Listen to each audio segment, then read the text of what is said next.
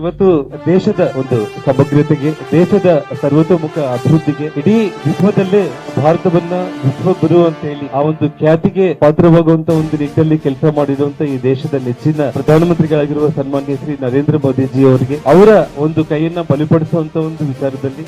ಮತ್ತು ವಿಶೇಷವಾಗಿ ನಮ್ಮ ಕೇಂದ್ರ ಗೃಹ ಸಚಿವರಾಗಿರುವಂತಹ ಸನ್ಮಾನ್ಯ ಶ್ರೀ ಅಮಿತ್ ಶಾ ಜಿ ಅವರು ನನ್ನನ್ನ ಅವರು ದೆಹಲಿಗೆ ಆಹ್ವಾನಿಸಿ ಯಾವುದೇ ಕಾರಣಕ್ಕೂ ಕೂಡ ಬಾಹ್ಯ ಬೆಂಬಲ ಅನ್ನೋ ಪ್ರಶ್ನೆ ಬರೋದಿಲ್ಲ. ನೀವು ಭಾರತೀಯ ಜನತಾ ಪಕ್ಷದಲ್ಲೇ ರಾಜಕೀಯವಾಗಿ ಜನ್ಮ ತಾಳಿದಂತವರು, ರಾಜಕೀಯವಾಗಿ ನೀವು ಭಾರತೀಯ ಜನತಾ ಪಕ್ಷದಲ್ಲೇ ತಾವು ಬಂದು ಕೆಲಸ ಮಾಡಬೇಕು ಅಂತ ಹೇಳಿ ಅವ್ರು ನನಗೆ ಏನು ಒಂದು ಪ್ರೀತಿಯಿಂದ ಆಹ್ವಾನ ಮಾಡಿದಾಗ ಅದನ್ನ ನಾನು ಅಂಗೀಕಾರ ಮಾಡಿ ಇವತ್ತು ಪಕ್ಷದಲ್ಲಿ ಸೇರ್ಪಡೆ ಆಗಿದ್ದು ನನ್ನ ಅದೃಷ್ಟ ಅಂತ ನಾನು ಭಾವಿಸ್ತಾ ಇದ್ದೇನೆ. ಬದುಕು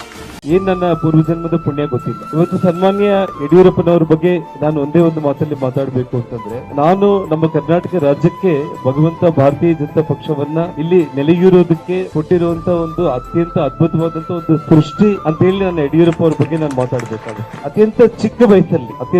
ವಯಸ್ಸಲ್ಲಿ ನನಗೆ ಭಾರತೀಯ ಜನತಾ ಪಕ್ಷದಲ್ಲಿ ಕೆಲಸ ಮಾಡೋದಕ್ಕೆ ಅವಕಾಶ ಮಾಡಿಕೊಟ್ಟು ಅವರು ಮುಖ್ಯಮಂತ್ರಿಗಳಾಗಿದ್ದಾಗ ಅವರ ಕ್ಯಾಬಿನೆಟ್ ಅಲ್ಲಿ ನನಗೆ ಸಚಿವನಾಗಿ ಅತಿ ಚಿಕ್ಕ ವಯಸ್ಸಲ್ಲಿ ಕೆಲಸ ಮಾಡೋದಕ್ಕೆ ಅವಕಾಶ ಮಾಡಿಕೊಟ್ಟು ಸನ್ಮಾನ್ಯ ಯಡಿಯೂರಪ್ಪನವರ ಒಂದು ನೇತೃತ್ವದಲ್ಲಿ ಅಂದು ನಾನು ಕರ್ನಾಟಕ ರಾಜ್ಯದಲ್ಲಿ ಅವರ ಜೊತೆಗೂಡಿ ಅವರ ಹೆಜ್ಜೆಯಲ್ಲಿ ಹೆಜ್ಜೆಯನ್ನು ಹಾಕಿ ಭಾರತೀಯ ಜನತಾ ಪಕ್ಷವನ್ನ ಕಟ್ಟಿದ್ದು ಒಂದು ಅನುಭವ. ಇವತ್ತು ಅವರ ಸುಪುತ್ರರು, ಇವತ್ತು ಸನ್ಮಾನ್ಯ ವಿಜಯೇಂದ್ರನವರೇ ಇವತ್ತು ನಮ್ಮ ಭಾರತೀಯ ಜನತಾ ಪಕ್ಷದ ರಾಜ್ಯಾಧ್ಯಕ್ಷರಾಗಿ ಇರುವಂತಹ ಸಂದರ್ಭದಲ್ಲಿ ತಂದೆ ಮತ್ತು ಮಗನ ಜೊತೆಯಲ್ಲಿ ಕೆಲಸ ಮಾಡುವಂತ ಒಂದು ಆ ಅದೃಷ್ಟ ನನಗೆ ಒದಗಿ ಬಂದಿರೋದು ನಿಜವಾಗ್ಲೂ ಕೂಡ ನಾನು ಬಹಳಷ್ಟು ಅದು ನನಗೆ ಮಾತುಗಳು ನಿಜವಾಗ್ಲೂ ಕೂಡ ಬರ್ತಾ ಇಲ್ಲ.